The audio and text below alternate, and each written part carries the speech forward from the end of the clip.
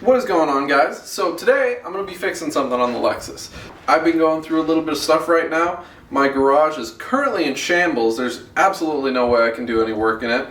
So we're going to try to get something done in the driveway. So this next one is a little bit of an easy fix, but I've been dealing with this issue for quite a bit now, and it's honestly getting quite annoying. Now, the problem that I'm having is that when I unlock my Lexus from the key or from the inside, it unlocks every single door except for the driver door, which is really annoying. I'm not gonna lie to you. And honestly, kind of a safety concern. I mean, like, what if there's a zombie apocalypse? What if there's like crazy ex-girlfriends? What if, you know, lizard people come? Anyways, what I'm trying to say is, it's really annoying.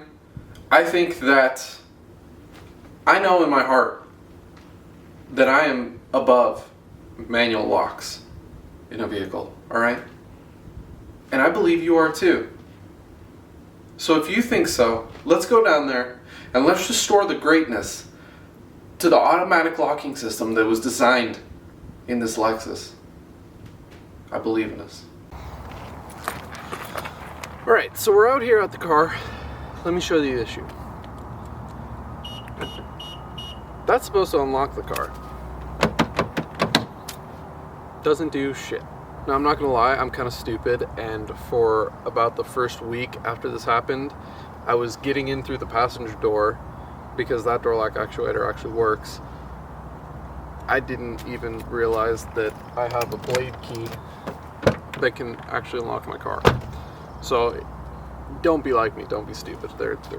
You have a key for a reason. You know, it's 2020, man. I forget about all this old analog bullshit, man. I don't know what to tell you. So usually when something like this happens, I like to actually diagnose it. Say if I was doing this for somebody else, I would want to know for sure what's going on with it, because there's a couple different things that it could be. But since this is my own car and door lock actuators are pretty cheap, I'm perfectly fine just throwing one in there, because that's honestly usually what it is. The way you would go about testing it is, I'd say probably first checking all your fuses and making sure everything's good, then pulling the door panel off, and you'll be able to actually test the wiring in there to see if you're getting power and ground when you're sending the lock-unlock signal. As long as you're getting those two things, then it's pretty much always going to be the door lock actuator.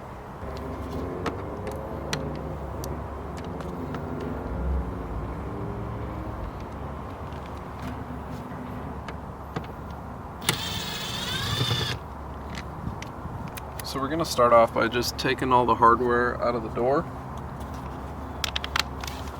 There are multiple screws. There's going to be one behind this little trim piece that you have to use a pocket screwdriver to open up. There's going to be one down in this handle. There's going to be a clip over here. You have to take off this tweeter cover, which just pulls off pretty easy. So I'm just going to pull the window switches too.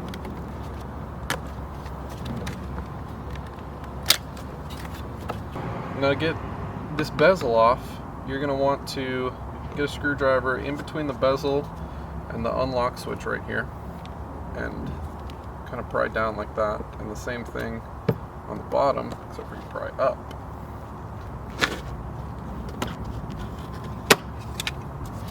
One more clip out here on the side. Just pull off by pushing in and pulling out. I just rip and tear, guys.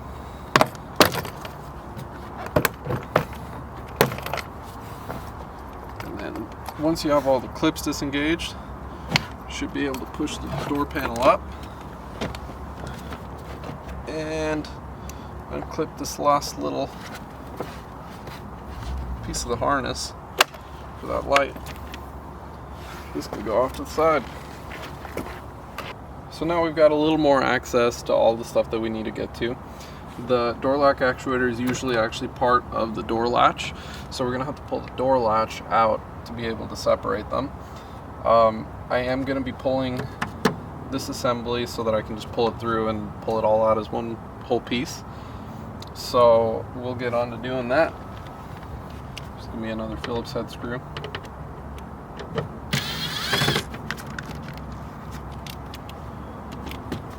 And then we're going to want to slide this towards the back of the car, disengage some hooks, and then leave that hanging. Now this part's a little bit annoying. This black sealer that goes all around the vapor barrier, it's nasty shit.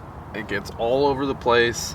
I suggest you wear gloves because washing this stuff off is not fun. So I'm going to go ahead and start ripping this off.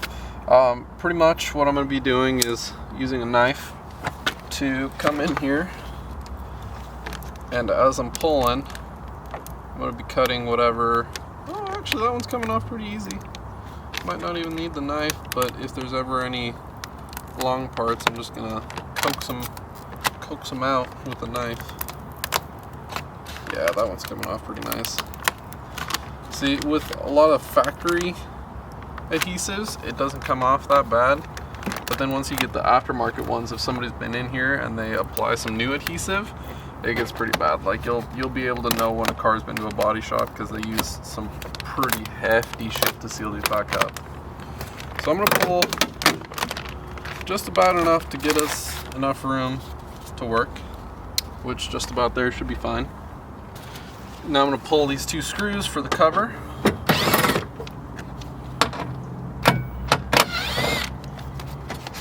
This guy will come right out. I'll pull this screw. And this guy. So it's kind of hard to see, but you got a couple of little rods in there that you have to disengage. So that little pink clip should just pull off of the rod, and then you should be able to pull the rod out. So after you get the rods out, you got 3 T30 Torx bolts that hold the latch in place. So that should be the last of the pieces that are holding the latch in. We might have to move the window run to be able to get it out. So I'm going to pull this bottom bolt right down here. That's going to release the bottom part of the window run, so that we can have enough room to be able to pull this whole assembly out. And do the harness from the bottom. See if we can do this without actually taking out the bottom panel, and we can.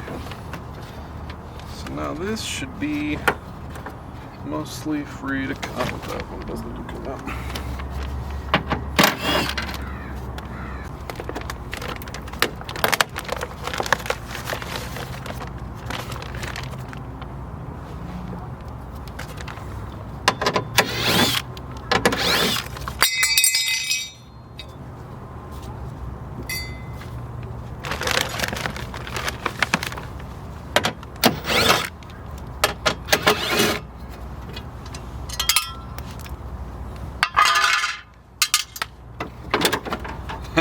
Nice.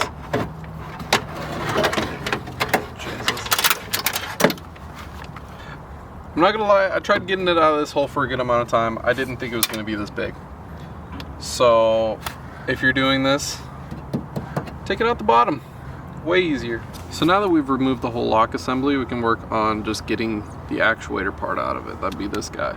So you can see the factory one comes with an Aisin actuator. Now, I don't really like spending the money on buying Lexus parts because honestly they gouge you on them pretty bad. So I actually went and found an Aisin actuator. So this is going to be the same thing that's coming out of it, so it's pretty much a factory part without the Lexus brand on it. Now this type of stuff is going to save you some money, and honestly you're going to get the same longevity that you would out of a Lexus part. I don't really trust using anything that isn't OE, especially on like electrical parts like this. So as long as you can stay with the original manufacturer, you'll get a good part guaranteed. And I think these things are pretty cheap. I think I got this thing for like 40-50 bucks, which compared to what Lexus was charging me, it was a pretty good savings. So I'm going to start out taking this cover off so that we can get into the actual mechanism, and then a few screws and the actuator will be out. So to get this cover off, we're gonna have 2 screws, one down here and one on the back right there, and then one little sneaky guy right there too. So there's a little pin in here. That means that you actually have to pull this out of that pin first to be able to get the cover off. Now this is your lock assembly right here. You can see that this rod is for your lock and unlock mechanism, and this one opens the latch up. So right now we're gonna have to transfer this assembly to the new one. It's gonna be 2 screws, and we're gonna have to make sure that this cable and that little actuator right there are in the right place. Other than that, that's about it. It's our old one and that's our new one. They're all exactly the same as the factory. You can even see the little Aisin branding on both of them. So we know this part is going to be good. So that's our new door lock actuator installed. Now we can take the white cable end, lock and unlock, just to make sure that everything works before we put it all back together, and it does. So now we can put the covers on them and get it back in the car. Now learn from my mistakes, guys. This, like a lot of good things in life, is a lot easier if you make sure to put it in the right hole. Now make sure you guys don't forget to get both of your rods in there. Your window run also. I don't know if you guys can see that, but it's got a little tongue on it. That's actually going to go into a certain spot on the upper window run. So you're going to want to make sure that that gets put in there. It gets a little bit difficult, but if you don't put it in right, it'll cause your window to not roll up and down smoothly. So you're going to want to make sure you get that part right. Other than that, we can just start reassembling everything.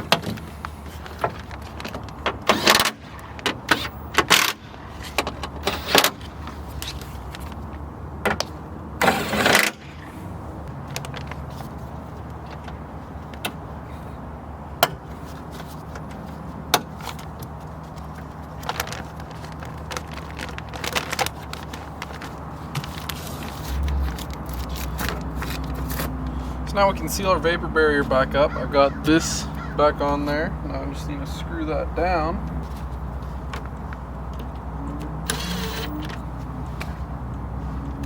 Now door panel's ready to go back on. So I'm going to plug in this first little piece of the harness, and then the door panel just goes on the same way that it came out. Top goes in first. So it's all the way seated. Just push it in, get all the clips engaged, make sure that both of your harness connectors are sticking up. Go ahead and put this back in. You're going to have to pull this further back than it'll sit and push it towards the front to engage the hook right there.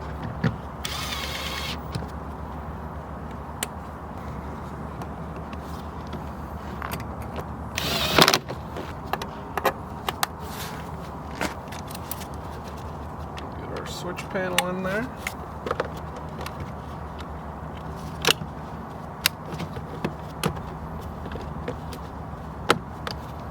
And our tweeter cover you can just push in. And we're good. Look at that. See? I told you guys we were too good for manual locks. So if you guys liked the video, if this helped you out at all, make sure to hit that like button and subscribe. There's going to be a lot more IS content coming up, so you guys better be ready for it. I'll see you guys later.